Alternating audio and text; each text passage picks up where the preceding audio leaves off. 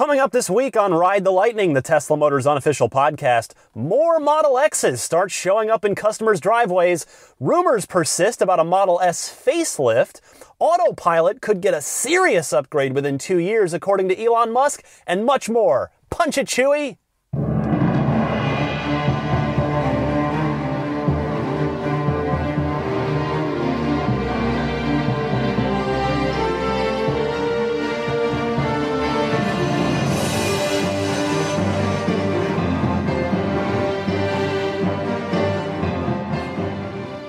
Happy holidays and welcome to the podcast, everybody. It's Ride the Lightning, the Tesla Motors unofficial podcast. My name is Ryan McCaffrey. This is episode 22 for the final episode of 2015. It's December 27th, 2015. I will most likely not have a show next week. I'll be on vacation visiting some family, and I'll be back with fresh sets of episodes every Sunday thereafter. But we'll see. You never know. Maybe if something cool happens during the week, I might get around to sneaking out an episode. In any case, happy holidays again, everybody. I hope you've had a good one. I wonder, did any of you get Model S's under your tree, as it were? Anybody unwrap a Model S with a big bow on the windshield? I would love to hear your story. Give a call into the Ride the Lightning hotline if you do. I'll give you the details on that coming up. On top of that, though, Model X deliveries are now starting to happen all over the United States. Signature reservation holders are starting to get their cars.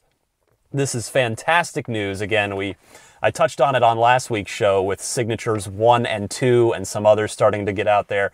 Now more and more around the entire country, just reports coming in from all over the United States of signature cars being delivered with VIN numbers on up into the 400s, I think even 800s. They're definitely not happening in order. They seem to have been maybe batched in some way. So sort of a strange, no real rhyme or reason to it that we, the public, can discern. Tesla obviously has their reasons for building and badging and sequencing and delivering the cars as they did. But it is just good to see the Model X starting to get out and about. I wonder how long it's going to take for proper media outlets to get their hands on review cars. Because with the S, that actually happened fairly quickly. I mean, Elon was loaning his car out to, I think it was Motor Trend, for their, I don't know if it was their actual review, but they drove it to Vegas from LA to see if they could do it back in the the beginning, earliest days of the Model S. So I wonder, with the Model X, the stakes are a little, they're just as high, I guess, in a different way, in that, the company isn't quite riding the same way as it was with the S. The fact that the company was riding on everything on one car, but with the X, they need to, of course, get them out to customers, get those orders fulfilled, get those get those finances on the books. Boy, I just stumbled right there. That was hilarious. But now, so I do wonder when the likes of Motor Trend and Car and Driver and Road and Track will get their hands on Model X's for a full review. That'll be fun to see. It'll be fun to see what the sort of enthusiast press thinks of the X in the wake of them all being blown away by the S. So again, I would love to hear about it if you are a listener of this podcast and you are taking delivery of a Model X, if you're a signature reservation holder. I would absolutely love to hear about it. Please do call in and share your story. Call in in the same way that Connor from New York did. He wanted to ask about hydrogen cars. So Connor, you're on the air. Go ahead. Oh, hey Ryan, this is Connor from New York. I have a question for you. I know hydrogen cars. I'm reading a lot more about them in the mail. Do you think this is going to be a legitimate competitor to electric cars like Tesla's or the Bolt? And a follow-up question, do you think Tesla would have been as popular as it is if they had went the hydrogen route instead of electric? Just want to hopefully get your thoughts on that. Love the show, love everything you do at IGN, and keep up the good work. Connor, thank you very much for the call. And this is an interesting topic. Hydrogen cars, that's the other the other big alternative fuel, zero emissions car. The hydrogen cars only emit water. That is their emission. So it's something that's been thrown around for years. I mean, there was the Honda, I don't have it in front of me, the CRX, something like that, hydrogen vehicle that was tested, that was actually leased to people in Los Angeles. I remember reading about it in one of the aforementioned enthusiast car magazines. And then Toyota's been dabbling in it a little bit with the Mirai. So, but I mean, for me, to answer your first question of will hydrogen-fueled cars be legitimate competition to Tesla, the current answer and answer for the foreseeable future is no, because and the thing is, it's all about infrastructure with hydrogen cars, just as was, and still is with electric cars. I mean, for hydrogen cars to take off, I think, in my opinion, it would require an Elon Musk type figure to champion hydrogen-fueled cars, to really just to have the brilliance to solve its problems, whatever they may be, to build it into a compelling vehicle, and more so to tackle the infrastructure problem, to build the hydrogen network that nobody has seen fit to try yet. Now, that person may exist. That hydrogen, the Elon Musk of hydrogen-fueled cars may be out there, and we just haven't been introduced to them yet. But for now, all we have are the Honda and Toyota's experiments with hydrogen, and they've been just that. They've been one-off experiments. To answer your second question, would Tesla have seen the same success had they gone with hydrogen? And the answer is maybe, but probably not. Electric cars have the benefit, of course, of everybody has a pump, a gas pump, as it were, in their garage, in their home. There are, plug-ins literally everywhere. I mean, most of them are 110 outlets that you'd never want to charge a car on, especially a Tesla with a big battery. But, there are outlets everywhere. But again, yeah, if Elon had been a hydrogen guy, he probably would have spearheaded the design and deployment of hydrogen fuel cell infrastructure in order to make it happen. But then you have to ask the question about the car itself. A big reason why the Model S is successful isn't because it's electric. It's because it's an amazing car from the ground up. It's the safest car in the world. It's one of the quickest cars in the world. And those safety and performance benefits come directly from the fact that the car is electric. You've got the small electric motor, or motors as the case is mostly now. And as far as the handling and the safety, you've got the battery pan in the floor providing a great benefit to the structural rigidity of the car insofar as safety. I mean, that was the Jeffrey Katzenberg accident. I think when Elon talked about that, he talked about how, that was the big reason why Katzenberg walked away with, a broken wrist and some other more minor injuries, was because the rigidity of the battery pack in the floor was able to distribute a lot of that side impact force that could have killed him if he'd been in an ICE. So you've got to look, with hydrogen, I don't know enough about hydrogen-fueled cars. I haven't studied the Mirai and that old Honda enough, but I would have to. I don't know. Maybe the sort of the fuel cell could have been located in would have been a small thing that would have, not affected the weight distribution in a negative way, the way that ICE cars have it negatively affected. But you definitely, in a hydrogen-fueled car, do not have a battery pan in the floor. So that one I think we can pretty definitively say would have made the car less good. And I can't imagine, you'd have to think that the hydrogen car doesn't have the same instant torque response, that 100% torque from 0 miles per hour that an electric motor has. So I can't imagine that that Tesla would have been, of course they wouldn't have been called Tesla if they'd been hydrogen cars, but just go with me on this.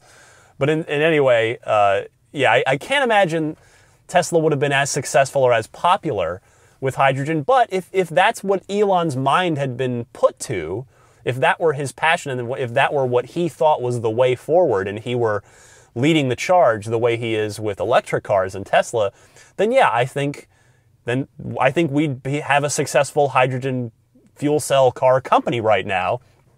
But it might not quite be as fun performance-wise or as safe as the Model S and now Model XR. So a great call from Connor in New York. Thank you so much for that. Our next one is an anonymous caller, but he is just following up from something I was talking about last week where I was discussing discussing rare Model S's and the various iterations of the car over the first few years, and there have now been many, in fact. I was discussing the 40 kilowatt cars that were discontinued very quickly. I mentioned that there are a handful of those cars that were delivered as promised before they were discontinued, but that they ended up being 60 kilowatt battery cars, software limited to 40. And so this caller wanted to call in and share his experience with it. So I leave it to you, sir. Go ahead. Hello. I was just listening to your podcast for the first time and wanted to comment that, yes, indeed, there have been some owners, at least, that have upgraded their 40 to 60s. I've sat in one of those cars. The upgrade was actually, I don't know whether it was just that Tesla didn't properly upgrade it or whether there's a hardware difference that the software upgrade wasn't able to overcome. But the charging display still was acting like it was a 40, and so it was displaying that it was way overcharging the car. But it was working fine and was behaving like a 60, other than the fact that the charging display was weird. So anyway, just since you in your podcast were not sure if anyone had done it, I just wanted to let you know that yes, indeed, there have been at least a few that have upgraded the 40 to a 60. Bye. That is really interesting. I have not been in an upgraded 40 kilowatt car, so that's that problem that you cite with the battery showing as overcharged. That must be a unique software bug that obviously Tesla has very, very few cars to deal with that were such that maybe they're not dealing with it. Maybe they're just not devoting any resources to what probably amounts to a few dozen cars, maybe 100 cars at most. So that's an interesting thing. I'd never heard that before. Thank you. Although I am still curious if a 40 badge exists for the 40 kilowatt cars or not. Again, I've never seen it here in the Bay Area, and I've been to the factory. I've been to, that's not, that only says I've been exposed to a good number of Model S's, and I am on a daily basis, but it's not to say they're not out there, but I haven't seen it. So I'm still curious about that one. If you would like to dial in to the Ride the Lightning hotline, I would strongly encourage you to do so. All you do is call and leave a message. That's all you got to do. It's a toll-free number. You can call it, you can Skype it anytime, day or night. The number is 1-888-989-8752, which spells out TSLA, which makes it a little easier to remember. That's 1-888-989-8752. And if you know someone special with an upcoming birthday, anniversary, graduation, or some other special occasion, you can give them a unique gift of recorded voices from friends and family telling them why they are special. The recordings can be podcasted or put onto a keepsake. Please visit lifeonrecord.com to learn more about the service. And I'll be right back with this week's Tesla news.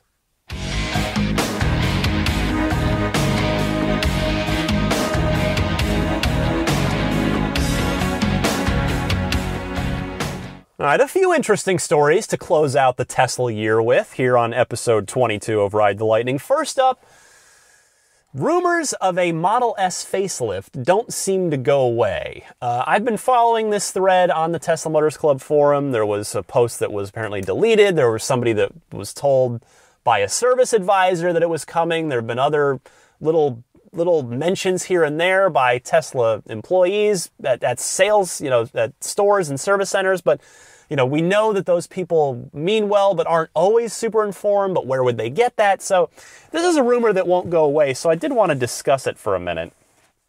At this point, it's difficult to determine if there is or ever was any validity to them. Of course, it's going to happen eventually.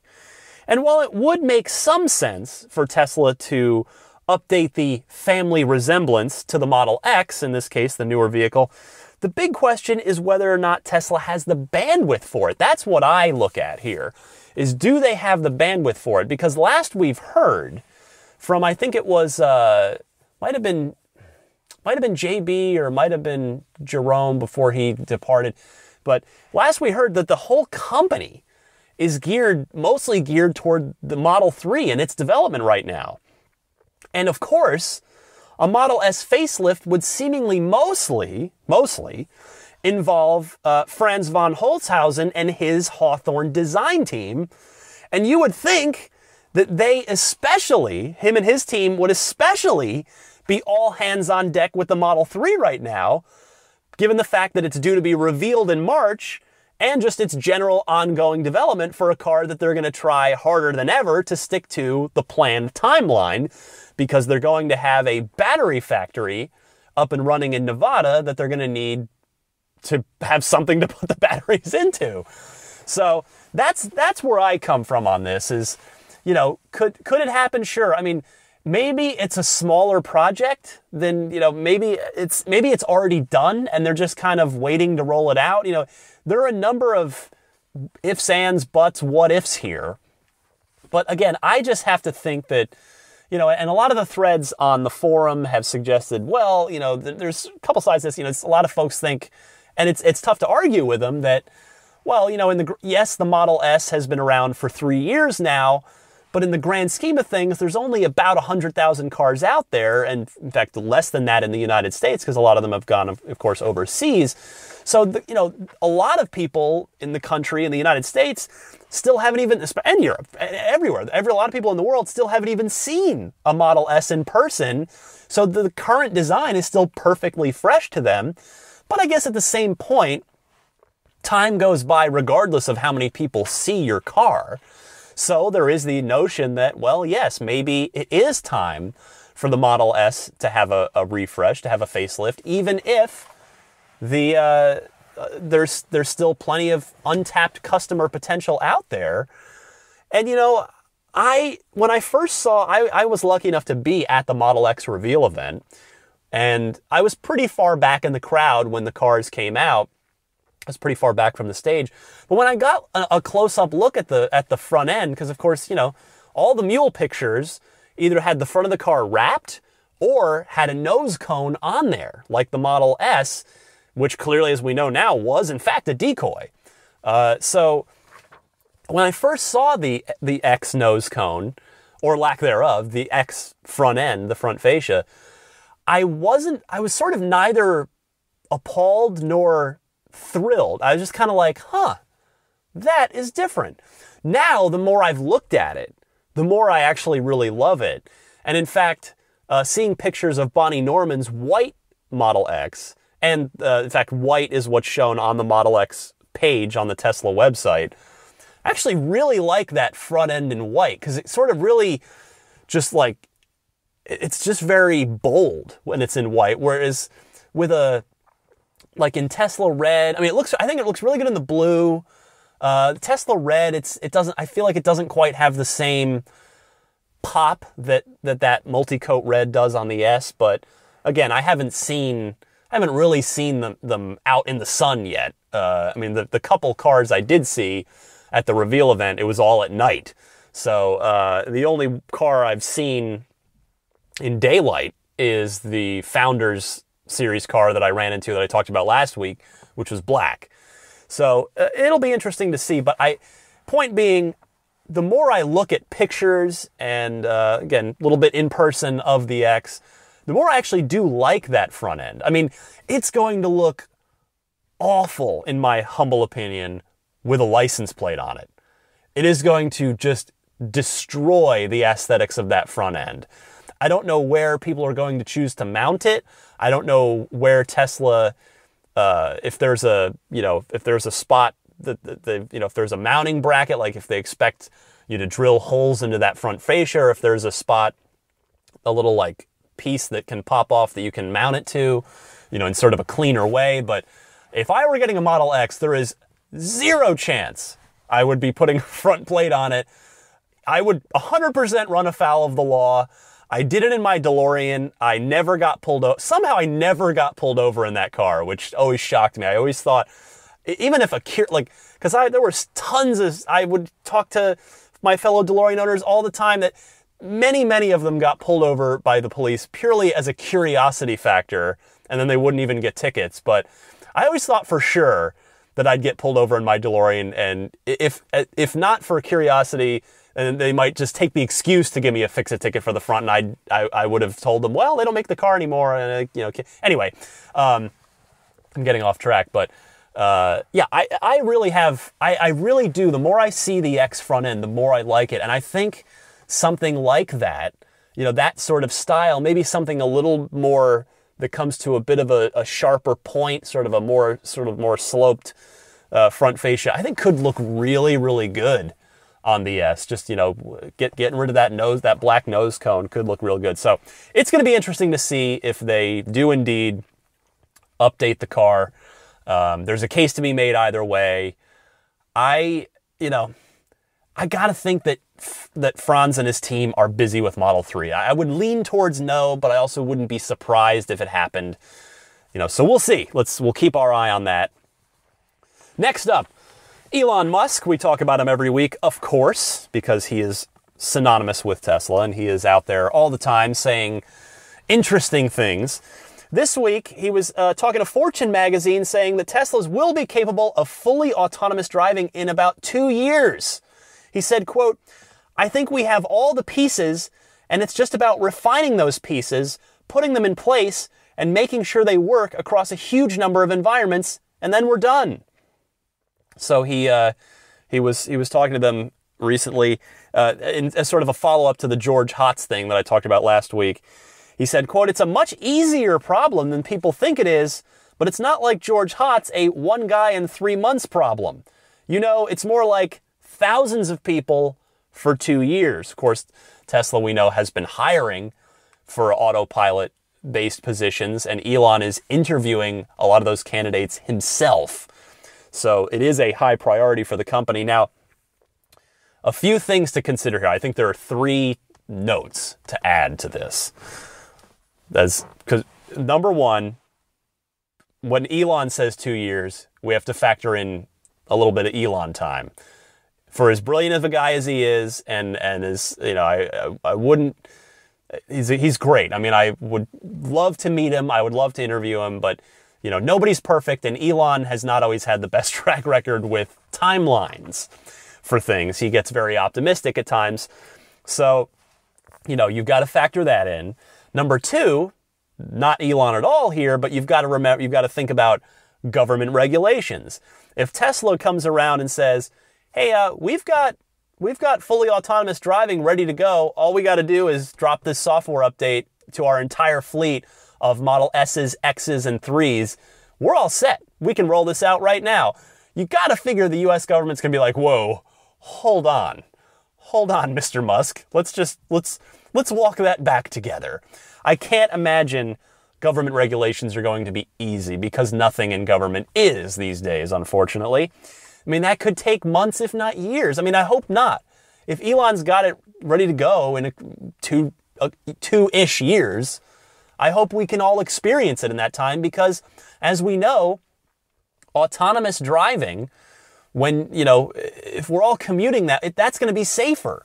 That's going to be safer. I mean, I think just about a lot of Model S owners, and Tesla, let's call them Tesla owners and enthusiasts, they do enjoy driving. I mean, the car is thrilling to drive, the Model S, and seemingly the X as well. So it's not like we're going to want to give up driving ourselves entirely, but boy, on that commute, which is usually the most stressful part of your drive, is a commute to and from work, it would sure be nice to just let the car take you there, fully autonomously, kick back. Yeah, you're going to be in the driver's seat just in case, but maybe you can just be relaxing. Maybe, I don't know what you'll be legally allowed to do or not do in an autonomous driving situation, but so there's that. And then factor number 3 is Model 3. On the plus side, I'm mentioning Elon time and government regulation time. But on the plus side here, Model 3 could represent a huge piece of the autonomous driving puzzle, right? Because, this is just me speaking. I have nothing to go on. But I expect Autopilot hardware to be standard on every single Model 3, just as it is on the Model S now, even if, like on Model S, you have to pay to unlock it later if you don't actually order it with the car. And the reason, especially the 3 will be produced in such higher volume that you would have to think the cost of the hardware will come down. Think about if people are buying Model 3s, and this is the car for everybody. This is the $35,000 to $40,000 car. If Tesla's selling hundreds of thousands of them a year, that's going to be, inevitably that sort of more mass market customer base will be less. I don't want to call them less informed, but they're going to be. They're not quite going to be following every little thing Tesla does the way that I think a lot of Model S and X owners do now. These, we're the enthusiasts, the early adopters. I'm an enthusiast. Let me clarify. I wish I were an owner, but we're the ones that are following every little nugget, every little firmware update that drops for the car. So think about, let's use this as an example. Let's say your mom. Maybe your mom is in her 60s, 70s. Let's say your mom, your mom's heard you talk glowingly about your S or your X or your 3, maybe when you get your 3. And your mom thinks, oh, that's, she rides in your car. And boy, it rides so nice. And your mom decides to get a Model 3. But she doesn't know as much. She's not as plugged in, pardon the phrasing, to everything going on with Tesla. She orders her car without Autopilot. But then she sees a front page story in the newspaper that, every test that the government approves autonomous driving, and boom, every Tesla's got it because Elon had it ready. The software team had it ready to go. And then your mom's going to be like, oh, that's amazing. And the car is going to be, that's a feature that's going to get used. She's going to call and order it. She's going to be like, oh, okay, well, you mean my car has this and all I have to do is pay a little bit to well, cool. Yeah, I'm going to do that.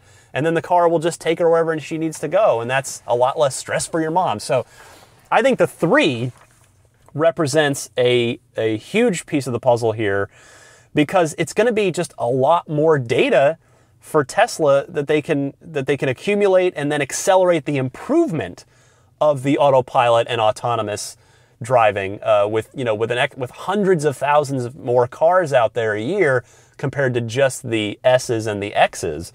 So I think the 3 could be a significant factor in Tesla's autonomous driving and full autopilot development. Finally this week, as I ramble on, Spotify comes to Teslas in Europe with a free Spotify premium subscription to boot, by the way. And this is fueling speculation, justifiably so, that US Model S's and Model X's might not be far behind. A software update rolled out, and European Tesla owners now have themselves Spotify with a premium account. This is great. Everybody, of course, has a preference. Some people love Spotify. Some people, I have no beef with Spotify. I love Pandora because for me, it's like Ryan Radio. I've got it tuned so well now with my likes and my dislikes, where it almost always is bringing up songs I like. Sometimes introducing me to a new song from an artist I do like, or a new song from an artist I don't know. And then, and I like that. I kind of like the surprise factor of listening to Pandora, kind of that radio factor, as opposed to the, set playlists where you know exactly what you're going to get of Spotify. There's certainly, some people you might just want to know exactly what you're going to be listening to, and some people like me might want to just kind of be surprised. So a lot of cars have Pandoras. A lot of Fords have, a lot of different car manufacturers do have Pandora. So it's good to see Spotify get into the European cars, hopefully coming over to the US Teslas soon. But I do hope that Pandora joins it as well. Now, of course, remember way back, way back when the Model S first came out, and there was actually a tab in the car's interface called Apps. For the promised third-party apps, they were going to release a Tesla a software development kit, an SDK, for third-party app development. It's a shame that never happened. I can see why. I guess Tesla just need to focus all their resources. That I guess they don't have. It's limited resources. If you had third-party apps, you'd have to test them all, certify them all to make sure none of them break the car. I mean, that'd be exactly the same as video games, where you gotta test them, run them through certification, kick them back to the developers if they don't, if they mess up something with the car. So that is a potential whole headache, I guess, that Tesla ultimately decided not to commit resources to. But you never know. Maybe someday, as the company continues to grow. So yeah, because some neat homebrew stuff could have come out of that, like neat clock stuff, or who knows what else. But for now, Spotify in Europe could be coming here soon if that's any indication. So good stuff this week. A lot of news. Boy, I rambled on for a long time. I am known to do that. That's somehow I get this podcast done by myself, and I guess that's how, is because I'm trained to just talk endlessly. Anyway, I'll come right back, do a couple of final notes for you, and then I'll get on out of here.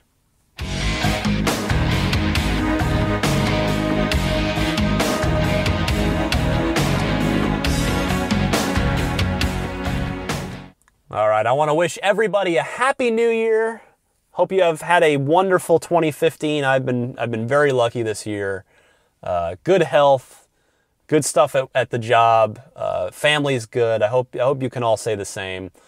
And I look forward to 2016.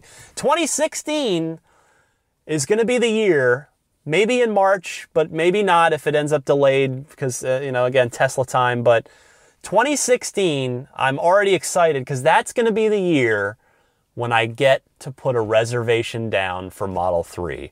I've been waiting for Model 3 since before it had a name. I still, of course, we don't know what it looks like. I've already been waiting for Model 3 since I first became aware of and got into Tesla back in 2009. So in a sense, I've already, because I've known ever since then, I knew that's going to be my next car. At that point, my Infiniti, which I'm actually, interestingly enough, I'm recording in right now. I'm sitting in the passenger seat because I've got my in-laws here and I don't want to be too loud in the house while everybody else is trying to sleep. But yeah, it's in effect, I've been waiting for Model 3 already for the last 6 years. 6 years I've already been waiting for this car, and I know it's going to be at least probably 2 to 3 more, hopefully not more than that. But in 2016, the waiting will sort of get a little more real. I'm going to put down some money on a signature reservation if I can get one. I sure hope I can. And the wait will start to become tangible. I'll have a reservation number. I'm really, really looking forward, of course, to the unveil. What's this thing gonna look like?